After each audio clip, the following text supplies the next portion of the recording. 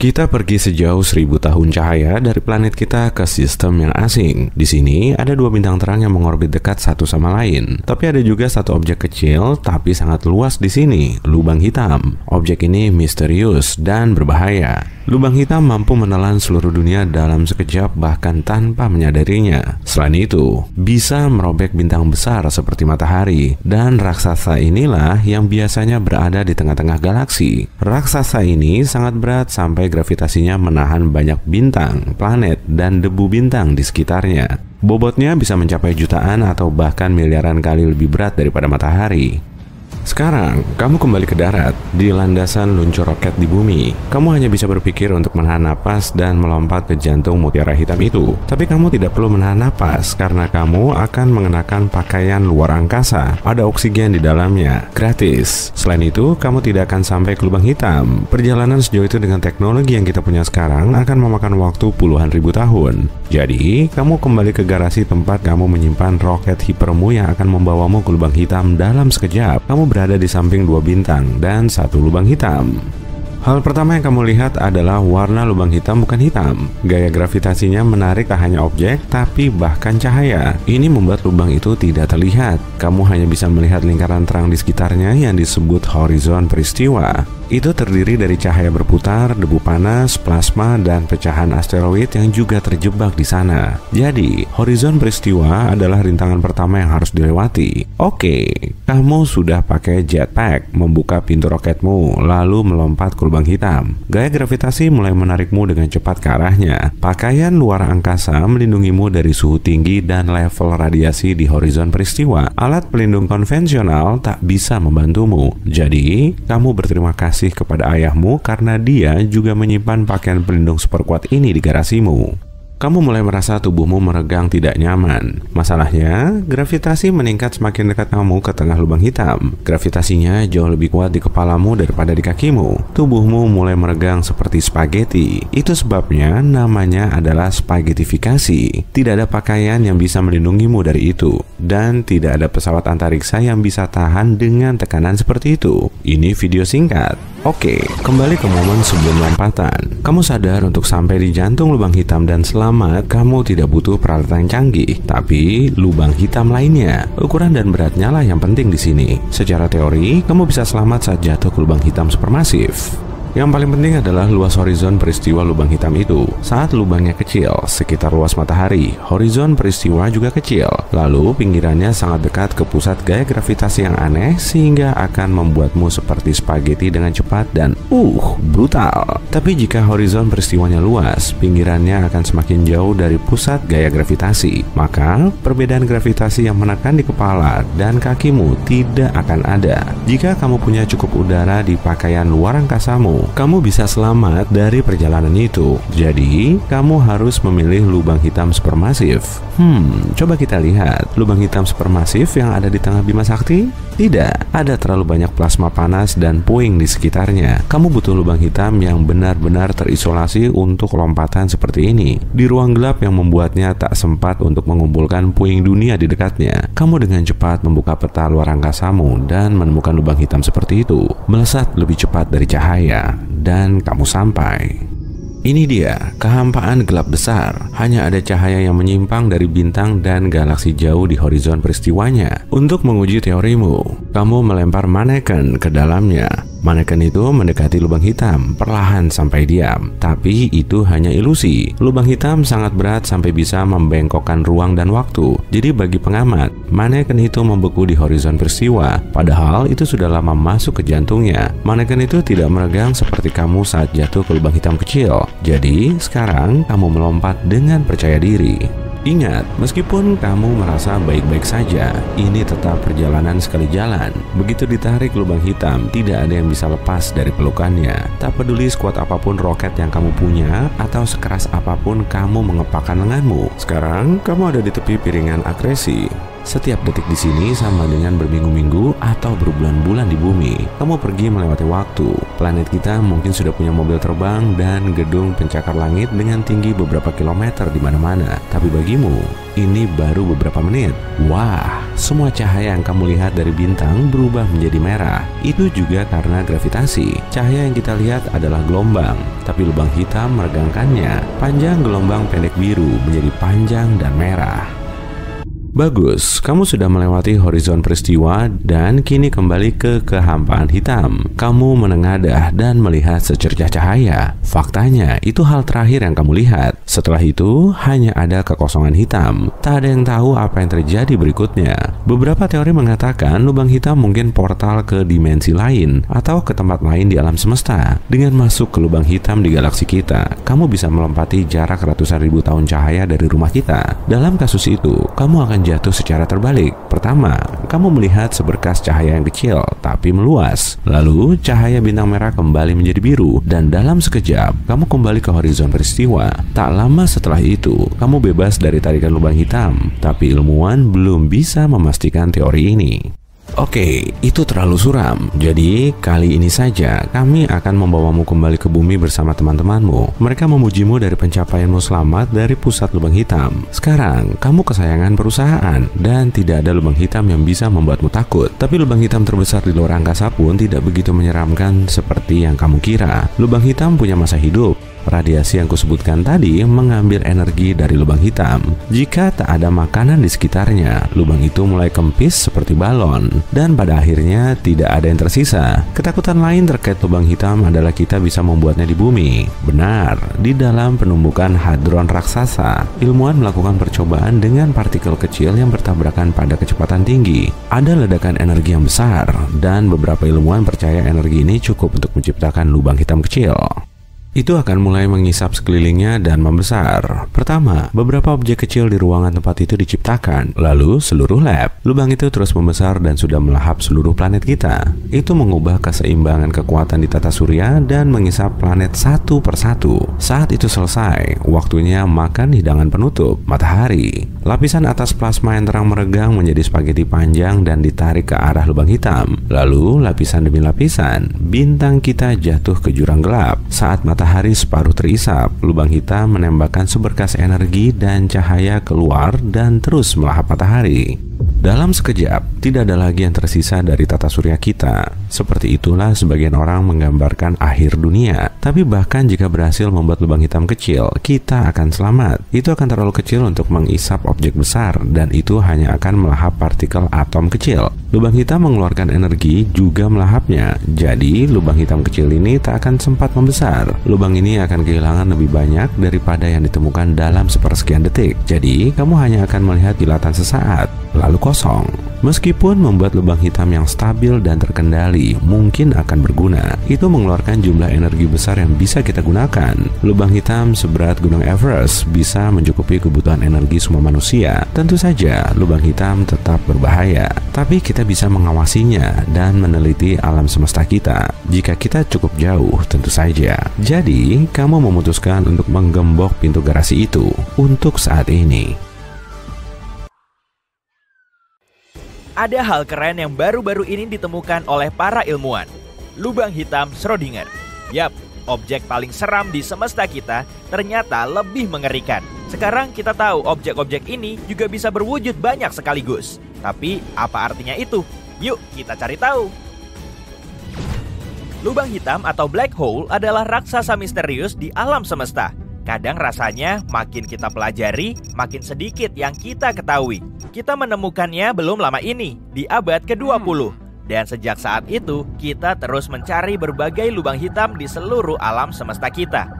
Ukurannya pun berbeda-beda, dari yang seukuran kota kecil sampai ukuran yang tak terbayangkan dan mengerikan. Tapi fitur paling pentingnya mungkin adalah masanya yang besar. Dan disinilah penelitian baru-baru ini berfokus. Para ilmuwan menemukan bahwa lubang hitam punya properti kuantum yang sangat tak biasa. Ternyata, tiap-tiap lubang hitam itu bisa berukuran besar dan kecil, ringan dan berat, hidup ataupun mati. Waduh, kalau yang masalah hidup, semoga nggak ada lubang hitam yang hidup beneran ya. Tapi poin utama dari penemuan ini adalah bahwa tiap lubang hitam bisa aja ada dalam banyak wujud sekaligus. Kedengarannya aneh ya? Maksudnya gimana sih? Ya, kemampuan untuk bisa menjadi apa saja di waktu yang sama bukanlah konsep baru dalam dunia sains. Ahli fisika menyebutnya superposition atau simpelnya keadaan yang tidak pasti. Ahli fisika kuantum pertama kali menemukan hal ini dalam partikel kuantum kecil. Mereka menyadari sesuatu yang aneh sekali, yakni selama kita nggak mengawasi suatu partikel, partikel itu bisa berwujud banyak sekaligus. Dan kalau kita mulai berinteraksi dengan partikel itu, misalnya aja melihatnya, mengukurnya, atau ngelakuin apa aja menyangkut partikel itu, barulah si partikel itu memutuskan wujudnya seperti apa. Begini contohnya, bayangin kamu punya bola di dalam kotak. Kamu nggak tahu gimana wujudnya. Intinya selama masih di dalam kotak, bola itu bisa punya semua warna sekaligus. Waktu kamu keluarin dari kotak, barulah bola itu memilih satu warna. Semua ini terjadi saat itu juga, jadi kamu nggak nyadar. Bagimu, bola itu warna biru aja. Lumayan serem gak sih? Hal ini memunculkan banyak pertanyaan. Contohnya, gimana partikel-partikel itu bisa tahu kalau kita lagi melihatnya? Gimana partikel-partikel itu bisa memutuskan untuk jadi wujud seperti apa? Dan seperti apa dunia kita sebenarnya kalau kita cuma melihat apa yang diperlihatkan kepada kita? Tentu penemuan ini bikin gonjang-ganjing komunitas sains. Gak heran sih, memang kedengarannya nggak biasa. Inilah yang juga dipikirkan seorang fisikawan, Erwin Schrödinger, di awal abad ke-20. Gagasan mengenai teori kuantum terasa seperti khayalan baginya. Makanya dia memutuskan untuk menantangnya. Dia mengadakan sebuah eksperimen yang kita semua tahu. Kamu pun mungkin pernah dengar. Bahkan kalau kamu tipe yang gak tertarik sama sains. Yap, eksperimen kucing Schrödinger yang terkenal itu. Jadi, apa tujuan eksperimen ini? Pertama-tama, kita punya kotak dan seekor kucing. Di dalam kotak ada sebuah wadah berisi gas beracun dan sebuah mekanisme khusus. Setiap jam ada 50% kemungkinan mekanisme ini akan membuka wadah gas tadi atau mungkin juga enggak. Kalau wadah terbuka, gas beracun akan keluar dan si kucing yang malang akan mati. Tapi kalau wadah tetap tertutup, si kucing akan tetap sehat dan happy. Tenang, ini cuma eksperimen hipotetis kok. Gak ada kucing yang dikorbanin.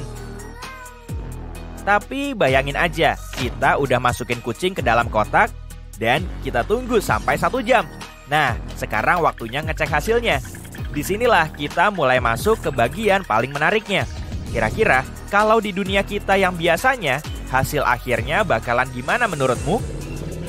Dalam 1 jam, wadah gas tadi mungkin aja udah terbuka atau belum. Itulah saat-saat penentuan nasib si kucing. Setelah itu, kita cuma harus buka kotaknya untuk melihat hasilnya. Tapi di fisika kuantum, semuanya jauh lebih aneh. Menurut fisika kuantum, sampai kita membuka kotak, kucing di dalamnya bisa aja hidup sekaligus mati. Dengan kata lain, alam semesta sendiri nggak tahu si kucing ini harus digimanain. Seolah si kucing malang sedang berada di ambang 2 dunia di dalam kotak itu. Dan saat kamu membuka kotak, semesta akan memilih hasil eksperimen itu secara random. Jadi, buat apa kita ngelakuin semua itu ke si kucing? Awalnya, Erwin Schrödinger ingin menunjukkan betapa bodohnya teori ini. Tapi, dia malah nggak sengaja membuktikan bahwa fisika kuantum itu benar. Situasinya lumayan lucu sih. Kayak, hahaha, ahli-ahli fisika kuantum ini nggak paham apa yang mereka omongin. Menurut logika mereka, kucing di kotak ini bisa hidup sekaligus mati. Tunggu. Ya, benar juga sih. Schrödinger mendapatkan penghargaan Nobel tahun 1933, meski bukan karena penemuan ini.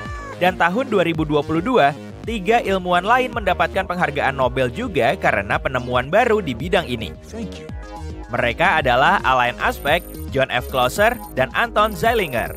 Mereka menerima Nobel karena eksperimen yang melibatkan wujud kuantum yang rumit. Artinya apa? Ya, kayaknya sekarang kita harus cari penjelasan dari semacam sihir mekanika kuantum. Sayangnya, peradaban manusia belum berkembang sedemikian baik untuk bisa menguji teori-teori ini. Yap, belum. Tapi kita udah punya banyak perkiraan. Contohnya aja, teori semesta paralel adalah salah satu usaha untuk menjelaskan fenomena ini.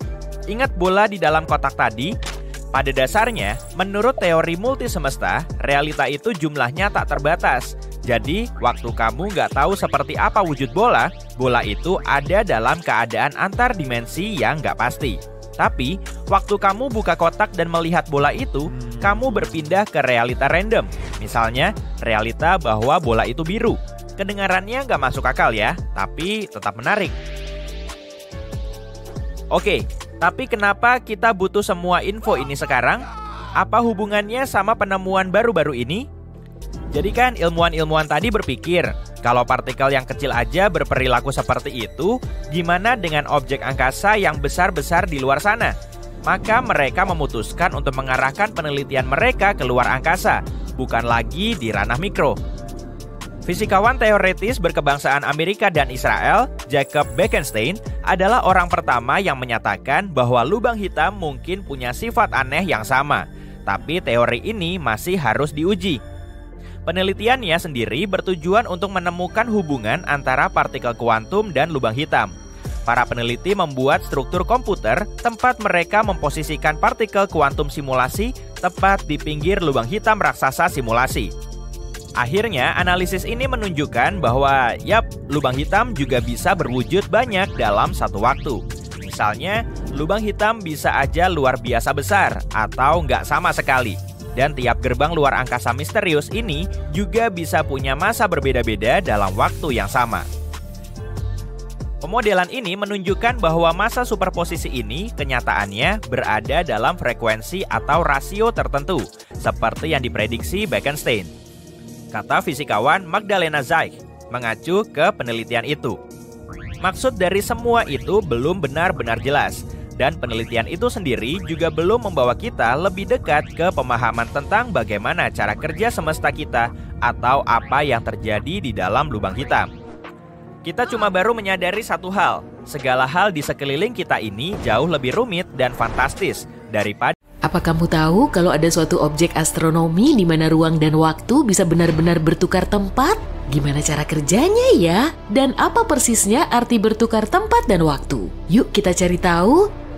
Bayangin kamu di dalam pesawat ruang angkasa. Kendaraan itu cuma bisa bergerak lurus, jalurmu menuju titik tertentu yang gak bisa kamu hindari dan kamu gak tahu apa yang ada di depan. Kamu cuma bisa berharap ini gak akan terlalu buruk, sementara itu semua yang di sekitarmu benar-benar kacau. Kolase kacau dari banyak peristiwa sejarah. Apa yang kamu lihat? Manusia purba dan dinosaurus, lahirnya alam semesta, masa depan, siapa tahu akan seperti itulah alam semesta jika kita bertukar waktu dan ruang. Dan secara teori, itu yang akan kamu lihat jika kamu jatuh ke dalam lubang hitam dan berhasil selamat. Tapi gimana hal seperti ini mungkin terjadi? Pertama, yuk kita bahas dulu waktu dan ruang. Bayangin kamu menggambar bohlam di kertas, lalu ambil kertas lain dan gambar gimana bohlam itu dinyalakan. Saat ini baru satu lingkaran sinar kecil, satu lembar lagi, lingkaran sinar membesar. Lingkaran itu makin besar sampai akhirnya menjadi sangat besar.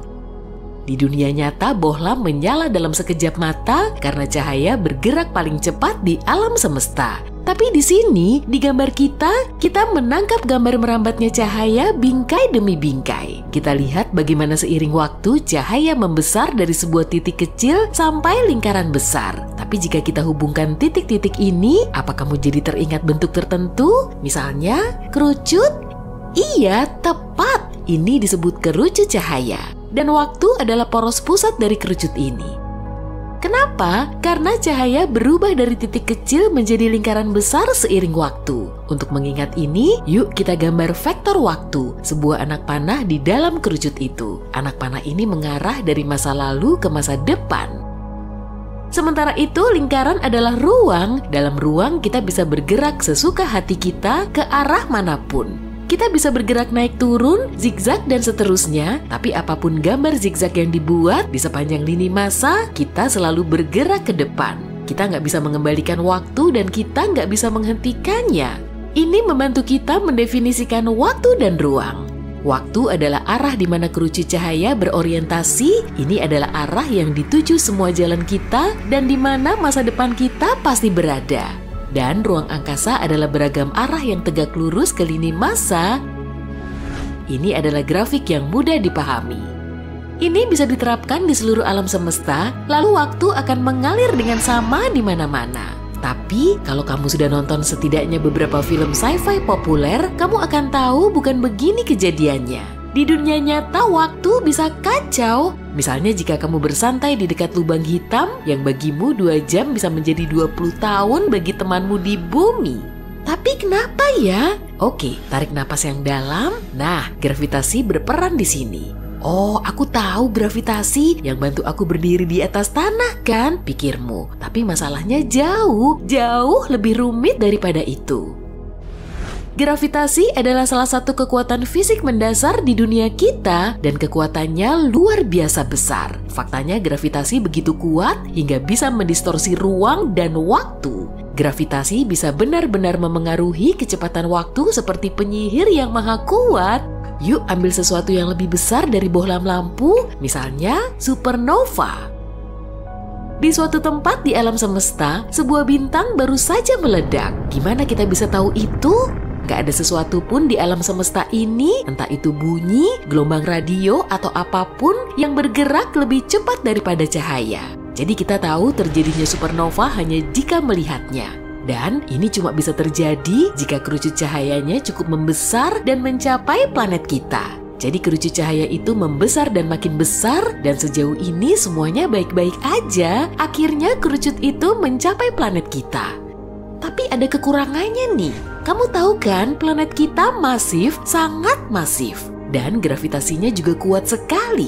Terus apa yang terjadi? Gravitasi mengubah arah kerucut cahaya mulai ditarik ke pusat planet. Dan dengan ini ditarik pula anak panah waktu. Itu artinya gravitasi memperlambat waktu dan makin dekat kerucut cahaya ke kita, makin membengkok anak panah itu serta makin lambat waktu berjalan. Apa artinya? Misalnya fakta bahwa arloji di pergelangan kakimu akan lebih lambat dibanding yang di pergelangan tanganmu. Kepalamu lebih cepat menua dibanding kakimu. Astronot di orbit bumi menua sedikit lebih lambat dibanding orang-orang di bumi. Hal-hal ini yang oleh para ilmuwan disebut teori relativitas umum.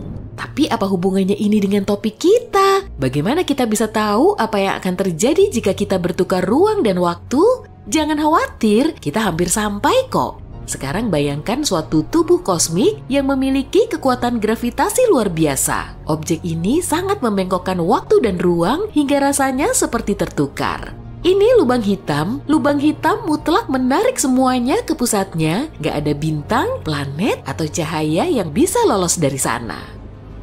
Katakan kerucut cahaya kita mendekati lubang hitam, pertama seperti biasa, waktu mulai membengkok ke arah pusat lubang hitam karena ditarik oleh gravitasinya. Tapi gravitasi itu sangat kuat, jadi waktu makin bengkok dan makin mendekati pusat, waktu berjalan makin lambat. Akhirnya kerucut cahaya itu melewati batas lubang hitam yang disebut horizon peristiwa. Pada titik ini kerucut cahaya menjadi begitu terdistorsi hingga sekarang benar-benar mengarah ke bawah. Bisa kita bilang kalau waktu sudah berubah arah. Waktu mengarah ke bawah? Omong kosong macam apa itu? Tanyamu.